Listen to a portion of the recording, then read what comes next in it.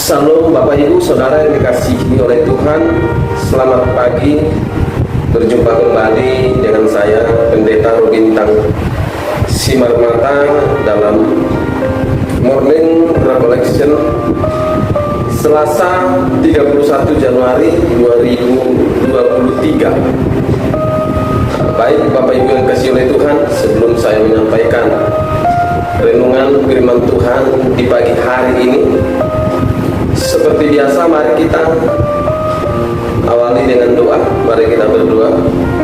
Bapa di surga, kami bersyukur Tuhan di pagi hari yang indah ini Tuhan, pagi yang penuh dengan sukacita ini Bapa.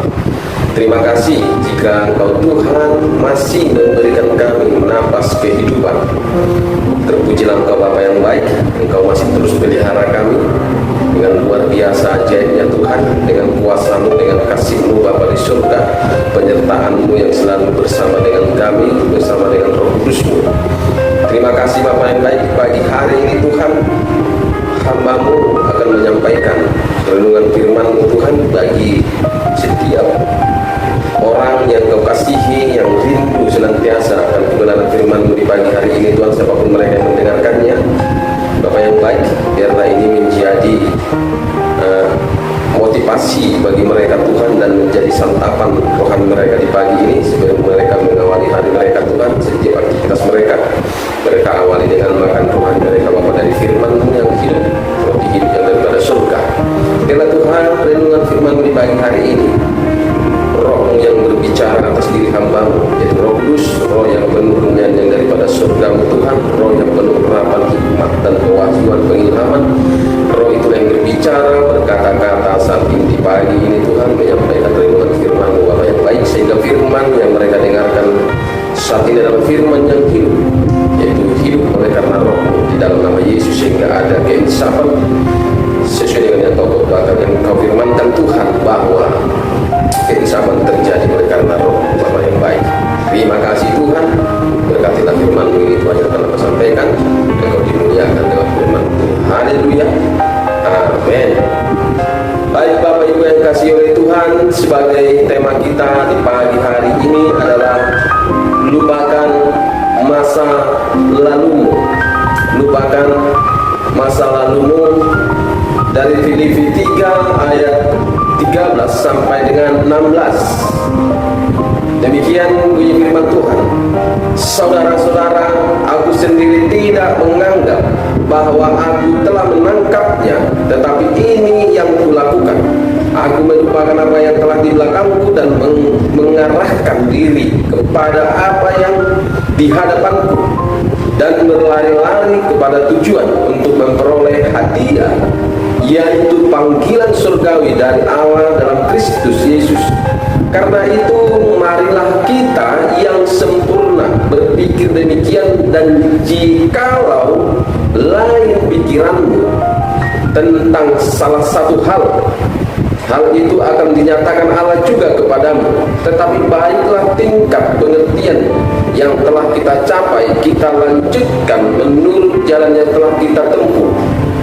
Haleluya, amin. Baik Bapak Ibu yang kasih oleh Tuhan, lupakan masa lalu. Ya, Rasul Paulus sedang mendorong, memotivasi jemaat Tuhan di Filipi. Bagaimana dia melakukan, mengerjakan panggilannya yang sudah ditentukan dalam hidupnya, yang sudah Tuhan tetapkan di dalam hidupnya itu sebagai pemberita Injil Tuhan, kebenaran Tuhan. Bagaimana dia melakukannya dengan baik, yaitu melupakan masa lalu. Dia tidak lagi mengingat masa lalunya. Saya percaya kenapa Rasul Paulus mengingatkan ini, karena memang masa lalu itu bisa mengganggu apa yang menjadi tujuan Tuhan di dalam kehidupan kita. Apa yang sudah Tuhan rencanakan di dalam hidup kita, masa lalu bisa mengganggu. Bukan hanya dalam panggilan pelayanan, baik juga di dalam rumah tangga, berumah tangga, di tengah-tengah keluarga. Masa lalu bisa menjadi gangguan yang merusak rumah tangga. Misalnya Misalnya seorang istri ya, yang dahulunya semenjak gadis mungkin hidup bahagia bersama dengan kedua orang tuanya, semua kebutuhannya terpenuhi, apa yang dia inginkan dipenuhi, ya, makanan enak, ya, semua serba ada. Lalu ketika dia menikah dengan seorang laki-laki yang hidup serba pas-pasan, ya, lalu si wanita berkata kepada suaminya, kalau saja tahu saya seperti ini, begini kehidupanmu, ya, saya nggak akan mau menikah dengan kamu. Setelah saya menikah dengan kamu, hidupku seperti ini, hidupku sengsara, hidupku berkekurangan, kamu tidak mampu memenuhinya. Dulu ayah dan ibuku sanggup memenuhi segala keperluanku, apa yang ku minta selalu diberikan, ya. Akhirnya apa yang terjadi? Rumah tangga menjadi cekcok, suami menjadi merasa bersalah, jadi tertekan. Demikian juga sebaliknya, ya, ketika seorang suami mengkritik istri karena mungkin istrinya, ya, lebih baik daripada kekasihnya sebelum menikah, lalu dia membandingkan, ya, dengan kekasih masa lalunya. Ya, ini bisa berbahaya, ya, bisa berbahaya. Jadi melupakan masa lalu itu penting dan harus, ya, itu harus. Baik juga dalam rumah tangga, hal kerohanian, baik juga dalam persahabatan, dalam pekerjaan dan sebagainya, itu sangat mengganggu, ya. Mungkin saudara punya masa lalu kepahitan, ya. Jika kepahitan di masa lalu tidak segera diselesaikan, itu juga bisa merusak, ya, itu bisa berdampak negatif, ya. Amin, Bapak Ibu kasih Tuhan. Jadi melupakan masa lalu itu sangat penting, ya. Makanya dikatakan Rasul Paulus, aku melupakan apa yang di belakangku, ya, melupakan apa yang di belakangku, maksudnya ialah masa lalu, ya. Lalu dikatakan di sini mengarahkan diri kepada apa yang di hadapanku, ya. Maksud Rasul Paulus ialah fokus dengan apa yang sudah Tuhan tentukan. Dia fokus dengan apa yang sudah ditentukan dalam hidupnya. Dia fokus dengan apa yang sudah Tuhan rencanakan di dalam hidupnya, ya. Amin. Haleluya. Fokus ke depan, ya. Tidak lagi menoleh ke belakang mengingat yang di belakang. Dia fokuskan dirinya untuk panggilan dan keselamatan, ya. Kemudian juga dia katakan berlari-lari, ya. Berlari-lari artinya lakukan dengan cepat, jangan lambat-lambat, ya. Jangan berlambat-lambat karena waktunya tidak dapat diprediksi, ya. Dalam hal keselamatan, dalam hal panggilan atau rencana Tuhan, apapun itu rencana Tuhan di dalam kehidupan saudara, harus saudara lakukan dengan cepat. Jangan tunggu-tunggu, jangan lambat-lambat, ya. Haleluya. Karena waktunya tidak bisa diprediksi. Waktu yang dimaksud apa? Waktu kematian dan kedatangan Tuhan Yesus kita tidak dapat prediksi, karena kedatangannya tiba-tiba, ya. Haleluya. Dikatakan kalau dalam firman Tuhan seperti pencuri, jadi tidak bisa diduga, tidak bisa diprediksi, tidak bisa diperhitungkan. Makanya Rasul Paulus mendorong, memotivasi jemaat Tuhan di Filipi. Dia menggambarkan hidupnya, dia melakukan dengan cara berlari-lari, artinya dia lakukan dengan cepat, tidak berlambat-lambat, tidak bersantai-santai, tidak seperti dengan orang sekarang. Hal kerohanian, hal keselamatan, panggilan, dia anggap sesuatu yang tidak penting untuk cepat diselesaikan. Menganggap hal yang paling cepat dikerjakan itu adalah mengejar uang, mengejar karir, mengejar menumpuk harta. Itu yang terpenting bagi manusia sekarang. Mereka lupa bahwa ada yang harus cepat dikerjakan, yang harus cepat diselesaikan sebelum Yesus datang kedua kali, atau sebelum, ya, maut menjemput jadi saudara yang mengerti di pagi hari ini lewat kebenaran firman Tuhan ini, ayo mari lakukan dengan cepat apa yang menjadi rencana Tuhan di dalam kehidupan saudara. Kejar. Selagi saudara masih hidup, masih ada kesempatan. Haleluya. Ya. Jadi dikatakan di situ mengarahkan diri kepada apa yang di hadapanku, yaitu fokus dengan apa yang Tuhan tentukan dan Tuhan rencanakan di dalam hidupnya. Hidup Rasul Paulus, yaitu panggilan dan keselamatan. Kemudian dikatakan berlari-lari, artinya lakukan dengan cepat. Jangan berlambat-lambat, karena waktunya tidak dapat diprediksi. Apa yang tidak dapat diprediksi yaitu tadi kematian dan kedatangan Yesus Kristus. Ya, jadi sebelum kematianmu terjadi dan kedatangan Yesus tiba, panggilanmu dan tujuanmu harus selesai, yaitu harus sampai di finish. Ya, jadi sebelum kita mati, sebelum maut menjemput kita atau Yesus datang kedua kali, ya, kita harus sudah finish.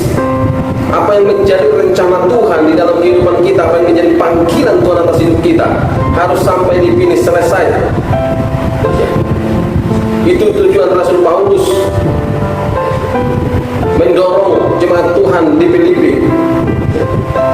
Makanya di dalam Kisah Para Rasul 20 ayat 24 sampai dengan 25, di sini juga dikatakan oleh Rasul Paulus, tetapi aku tidak menghiraukan nyawaku sedikit pun, asal saja aku dapat mencapai garis terakhir dan menyelesaikan pelayanan yang ditugaskan oleh Tuhan Yesus kepadaku untuk memberi kesaksian tentang Injil kasih karunia Allah.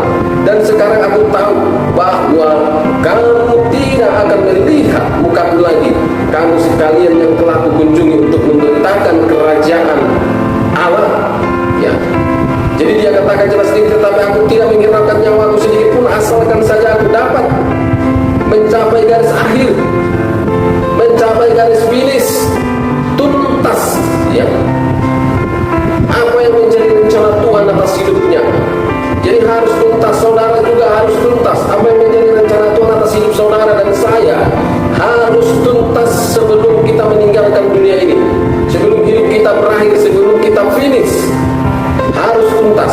Makanya harus dilakukan dengan cepat. Pahami, ya, apa yang menjadi rencana Tuhan atas kehidupan saudara. Setelah saudara pahami dan mengerti, maka lakukan dengan cepat sampai selesai. Sebelum, ya, saudara meninggalkan dunia ini, harus finish. Amin, Bapak Ibu yang kasih Tuhan. Ya, jadi berlarilah. Haleluya. Berlari, lakukan dengan cepat. Ya, selesaikan panggilanmu, selesaikan apa yang menjadi rencana Tuhan di dalam kehidupanmu. Jangan biarkan dirusak, ya, diganggu, dihalangi oleh masa lalu. Ya. Jangan biarkan apapun masa lalu, jangan biarkan masa lalu itu merusak apa yang menjadi rencana Tuhan atas hidupmu hari ini, saat ini. Ya. Lupakan itu, mari terus maju ke depan. Lihat panggilanmu, kejar, lakukan, selesaikan sampai finish. Amin. Ya. Makanya kalau kita lihat lagi di ayat 15 tadi, di ayat 15 ini dikatakan, karena itu marilah kita yang sempurna berpikir demikian, dan jikalau lain pikiranmu tentang salah satu hal itu akan dinyatakan Allah juga kepadamu. Makanya jangan lain-lain pikiran kita tentang panggilan kita, ya. Makanya hiduplah sempurna, karena hanya orang yang sempurna yang pikirannya ngerti yang namanya itu tentang panggilan, apa maksud Tuhan, apa rencana Tuhan atas hidupnya. Makanya kejar kesempurnaan, supaya pikiran saudara tidak lain-lain, tidak aneh-aneh. Kenapa banyak orang untuk memahami rencana Tuhan atas hidupnya aneh-aneh, lain-lain, ya. Karena untuk mengejar kesempurnaan pun dia nggak kepikir, nggak niat, dan bahkan nggak percaya bahwa dia bisa sempurna. Padahal hanya orang-orang yang mengejar kesempurnaan, hidup dalam kesempurnaan, ngerti tentang